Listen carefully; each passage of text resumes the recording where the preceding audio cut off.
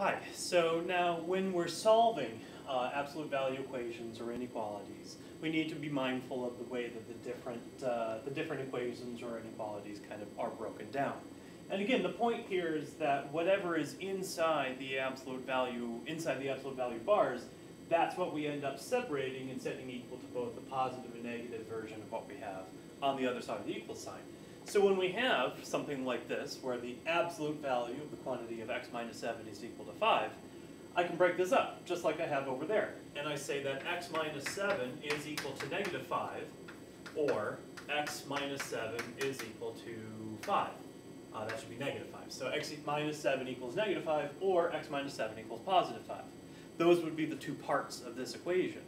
Now just solving them, adding 7 to both sides here, I get that x is equal to 2. And then adding 7 to both sides here, I get that x is equal to 12. So x equals 12, x equals 2, I end up with the two solutions. And again, I could write them using the set builder notation that we've learned already. Either way, writing the solution would be perfectly acceptable here, of course. Two solutions, though. That's the main point here, is that because it's an absolute value, we end up with the two solutions to the equation. So make sure that you're almost always going to end up with two separate solutions. For an inequality, it works pretty much the same way, but you'll notice also with this one that there's stuff other than just the absolute value expression. It's 2 times the absolute value of the quantity x plus 1, and then that whole thing minus 3, which we're saying is greater than or equal to 7. Whenever you're solving an inequality or an equation for that matter where there's more than just the absolute value expression as a part of whatever it is that you're trying to solve, the first thing to do is to isolate the absolute value. We can't solve this until the absolute value itself has been solved for. We're kind of thinking of this whole thing as one block, one A, we'll call it one variable A, that we're solving for. So in order to set this up, I'm going to first add 3 to both sides of the inequality. And so I have 2 times the absolute value of x plus 1 is greater than or equal to 10. And then I'm going to divide both sides by 2. And I get the absolute value of x plus 1 is greater than or equal to 5.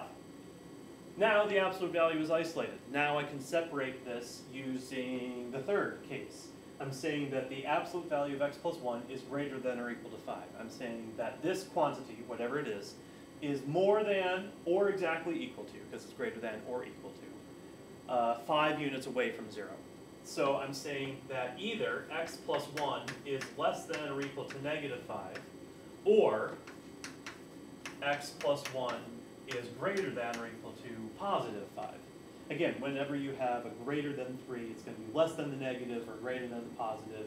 And if that was less than or equal to 3, or less than or equal to 5, then we'd have something more like that. But to finish this up, I end up solving that as x minus, or well, subtracting 1 from both sides gives me x is less than or equal to negative 6.